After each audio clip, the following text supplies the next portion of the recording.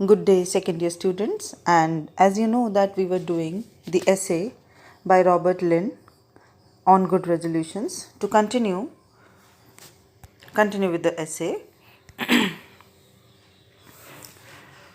There are, however, other good resolutions in which it is not easy to experiment for a single morning. If you resolve to learn German, for instance, there would be very little intoxication to be got out of a single sitting face to face with a German grammar. Similarly, the inventors of systems of exercise for keeping the townsmen in condition all stress the fact that in order to attain health, one must go on toiling morning after morning at their wretched punchings and twistings and kickings till the end of the time.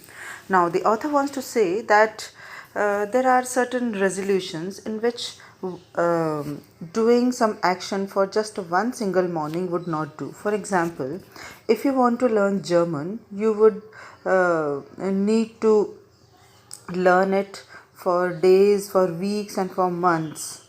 And there again, if you want to maintain a good figure, if you want that your muscles should be developed, so one single morning exercise will not do, but you will have to continue doing exercise or going to the gym for a couple of months.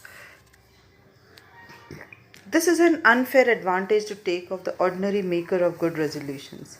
He is enticed into the adventure of trying a new thing only to discover that he cannot be said to have tried it until he has tried it on 1,000 occasions. Now he says that this is very unfair. That if you want to try something like that to learn German or to maintain muscles and a good figure, you will have to toil. Toil means you will have to work hard for weeks and months. So, one single morning or one single day effort will not do. So, most of us, it may be said at once, are not to be enticed into such matters higher than our knees. We may go so far as to buy the latest book on health or the latest mechanical apparatus to hang on the wall, but soon they become little more than decorations on our rooms. So, he is talking of the early enthusiasm. Early enthusiasm means whenever you take up a new thing, whenever you take up a good resolution, you are so excited, you are so filled with energy that you can do anything for it. For example, if you are interested in making muscles or if you are interested in learning German, what will you do? You will hurry, you will rush to the market to buy a new book. Or if you are interested in exercise, you will hurry to buy dumbbells. But what happens? Soon that book will be covered with dust, and soon those dumbbells and exercise apparatus will be neglected and kept in some neglected corner. The pair of immense dumbbells which we got in our boyhood, when we believed that the heavier the dumbbell, the more magnificently would our biceps swell. Who would think of taking them from the dusty corner now? Now, he is giving a very good example that during our childhood we used to buy dumbbells. You know what are dumbbells? Dumbbells which we lift with our arms in order to swell our biceps muscles. And in those days, it was thought that the heavier the dumbbell, the more your muscles would swell. But now, they are so very neglected, they are kept in some storehouse. It means that we take up new habits very soon, but we are not interested in continuing with those habits. Then there was that pair of wooden dumbbells light as wind, which we tried for a while on hearing that heavy dumbbells were a snare and only hardened the muscles without strengthening them. They lie now where the woodlouse may eat them if it has so lowly an appetite. Now he says, then what happened after those heavy dumbbells? When we discovered that heavy dumbbells, iron dumbbells are not good for health, they only harden the muscles. Then we used to go to the market and buy the wooden dumbbells. They were light as wind. But even those are neglected because we are not consistent in our habits. We are very enthusiastic in starting something, but we can't continue them for a long period of time. They lie now. Now, even the wooden dumbbells are lying, and the wood louse is eating them. Termites are eating them. But our good resolutions did really array themselves in colors when the first of the exercises were invented. Array themselves in colors means whenever we start a new thing, it is very colorful, it is filled with promises when they are invented. There was a thrill in those first mornings when we rose a little earlier than usual and expected to find an inch added to our chest measurement before breakfast. Now he's remembering those days of early habits, early good resolutions, when each day the person who is interested in taking up exercise and who is doing exercise on dumbbells, he gets up each day in the morning and he expects that his chest would be swelled with 1 inch. Now he says that there is always the characteristic of good resolutions. They are founded on a belief in the impossibility of performing miracles. Now there is a very good characteristic of good resolution, that we think that some miracle would be performed. For example, he says that whenever I got up in the morning, even after 4 days of starting of exercise, he thought that his chest would swell with 1 inch, or his muscles would become stronger. That if we could swell visibly as a result of a single half hour stuck at weight and wires, we would all desert our morning sleep for our exerciser with a will. But the faith that believes in miracles is an easy sort of faith. The faith that goes on believing in the final excellence through one day, though one day shows no obvious advance on another, is the more enviable genius. It is perhaps the rarest thing in the world, and in all the good resolutions ever made, if placed end to end, would not make much as an inch of it. Now he says that some persons have a very good faith, belief system in good resolutions. And he says that they go on making one good resolution after another good resolution. And he says that he knows one of those people. One man I knew who had faith of this kind. He used to practice strengthening his will every evening by buying almonds and raisins or some sort of sweet thing and sitting down before them by the hour without touching them. Now he says that I know one man who used to test his willpower by buying some dry fruits and keeping them before his face and without touching them for an hour, and sitting down before them by the hour without touching them. And frequently, so he told me, he would repeat over to himself the passage which Poe quotes at the top of one of his stories, "The Fail of the House of Usher." Was it not beginning of the great are mysteries of the will?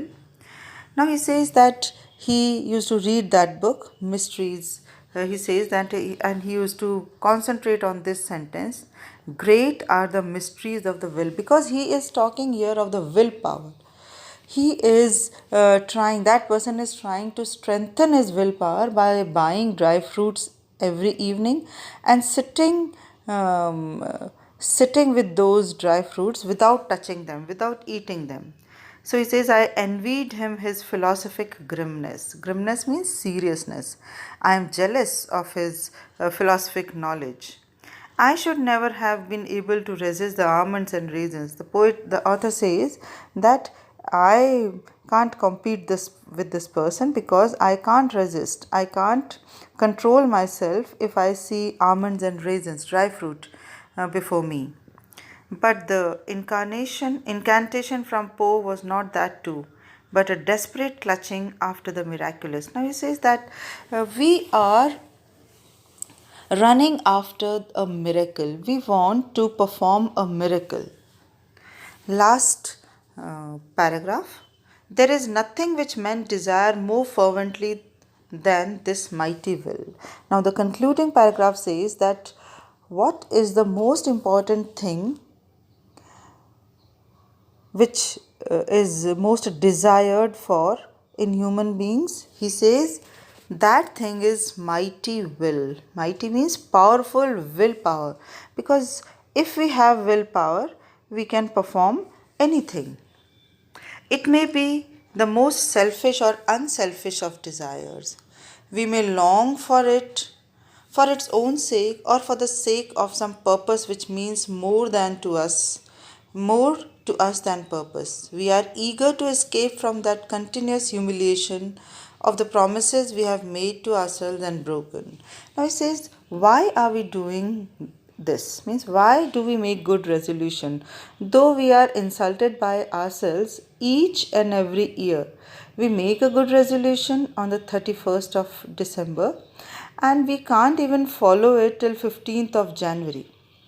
But still, when a new year comes, still we are ready with a new good resolution. Why do we do this? Because we are in the search of a miracle. We have faith in ourselves that we can perform a miracle. We may long for it for its own sake and for the sake of some purpose. We are eager to escape from that continuous humiliation of the purpose we have made to ourselves, promises we have made to ourselves and broken. It is all very well to talk about being baffled to fight better, but that implies a will on the heroic scale. Now he says that everybody says that you should fight better, you should struggle in a better manner, but it is very easy to say, but to do it practically, it needs iron will. Most of us, as we see our resolutions, fly out into the sun only to fall with broken wings.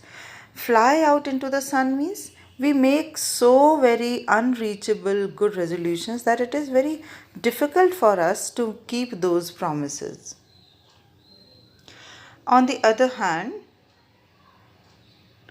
only to fall with broken wings before they have more than begun their journey and are inclined of times to relapse into despair. On the other hand, nature is prodigal and in nothing so much as in good resolutions. He says that nature is prodigal. Prodigal means nature gives a lot. Nature gives a good resolution each year. Whether we are able to keep them or not, but by nature we are inspired to make a good resolution each year. So, in spite of the experience of half a lifetime of failure, we can still draw upon her for these with the excitement of the faith in our hearts. Now he says that half lifetime of experience of failure, we have failed in keeping our good resolutions. We have been making good resolutions a lot of times, but we have failed in keeping them. But still, nature gives us a new good resolution each year. And because there is an excitement of faith in our hearts, we have the faith that someday we will achieve that height, that miracle. Perhaps there is some instinct for perfection in us, which thus makes us deny our past and stride off into the future, forgetful of our chains. Now it says there is something in us. There is some instinct for perfection. We all want to become perfect. So that is why we forget that we have failed in keeping up our promises, but still we go for a new promise. Why? Because there is certain belief in our heart that we can attain that unattainable perfection. And we forget about our chains. Chains means that we have certain restrictions, restraints. It is the first step that counts, but he says that it is the first step. And what is the first step? To make a good resolution. Says the proverb, alas, we know that that is the step that nearly everybody can take.